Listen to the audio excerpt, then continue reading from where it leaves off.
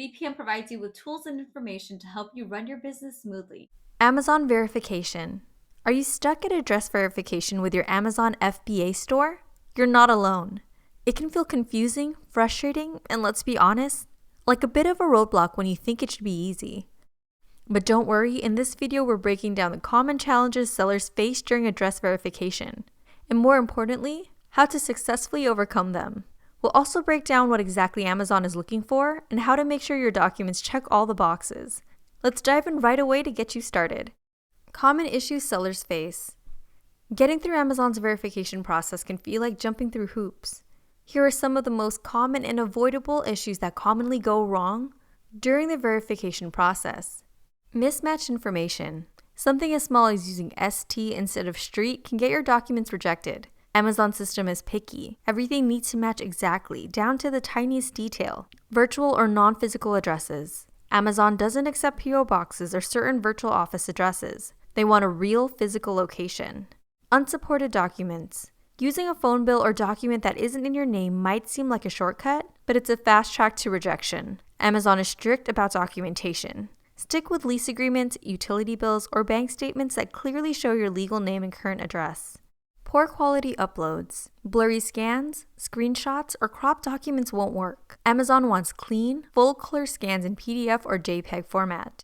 Before you upload anything, take a moment to double-check all your information. If you're ever unsure about what's acceptable, it's always a good idea to check Amazon's official guidelines or reach out to their support team for clarity. What documents does Amazon accept? Alright, let's talk about what actually works when it comes to proving your address to Amazon. Getting this right the first time can save you a lot of back and forth, so here's what you need to know.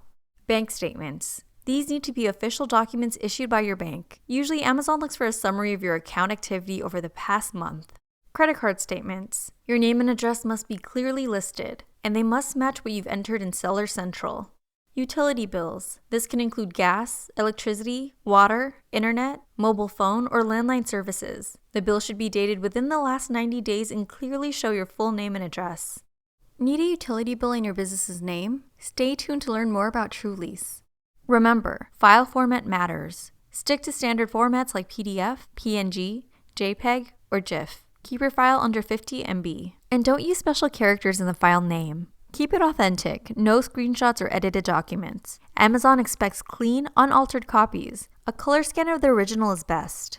Special considerations. Living with family? If you don't have any bills in your name, a bank or credit card statement with your address will usually do. Or if possible, switch a utility bill into your name to make things easier. International sellers, make sure your credit card is enabled for international transactions and that the billing address you use matches exactly what's in Seller Central. Why Amazon cares. Amazon's goal is to keep things fair and secure for everyone on the platform. So if a seller account gets suspended for breaking the rules, Amazon takes it seriously. And trying to sidestep that suspension by opening a new account, Amazon sees that as an attempt to game the system. To them, it's not about one seller, it's about protecting the entire platform's integrity. How Amazon detects connections. Amazon's detection methods, let's just say they don't mess around. Their system is advanced, super thorough, and always on the lookout. They track a lot of data points to detect connections between seller accounts, including IP addresses, bank and credit card information, phone numbers, shipping and billing addresses, and devices used to log in.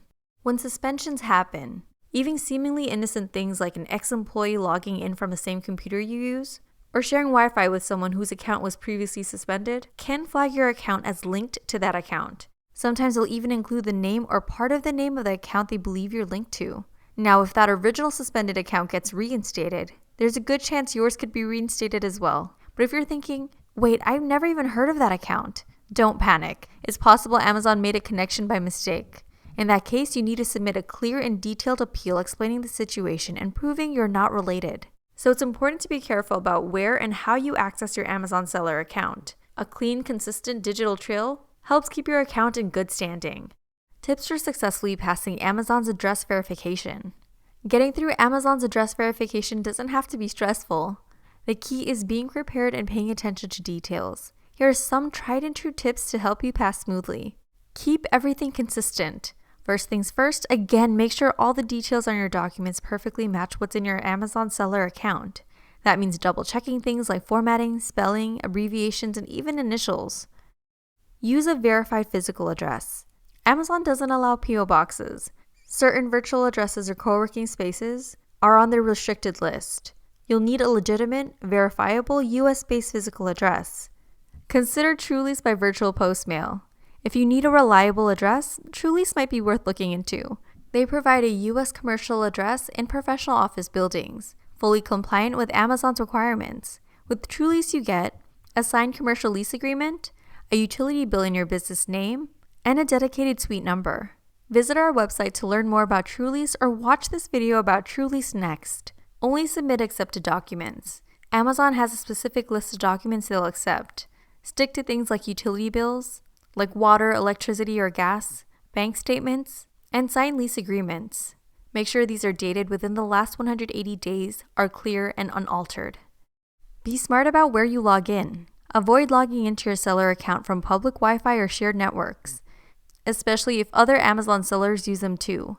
Amazon tracks login environments closely, and you don't want to be mistakenly linked to someone else's account. Keep good records. It's a good idea to keep records of any lease agreements, employment contracts, or onboarding materials, especially for anyone who has access to your Amazon account. These can be helpful if Amazon ever questions your account's ownership or independence. Lastly, don't abandon a failed registration. If your seller account application didn't go through, don't try to start fresh with a new one. That failed attempt is still an Amazon system and could trigger issues later.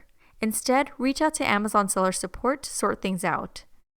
So there you have it. Amazon's address verification might seem like a tough hurdle at first, especially for non-US residents, but with the right approach, clear documents, and a little attention to detail, you'll be well on your way to passing without a hitch. This one step might feel tedious now, but once you're verified, you're officially on your way to tapping into one of the world's biggest e-commerce markets. Learn more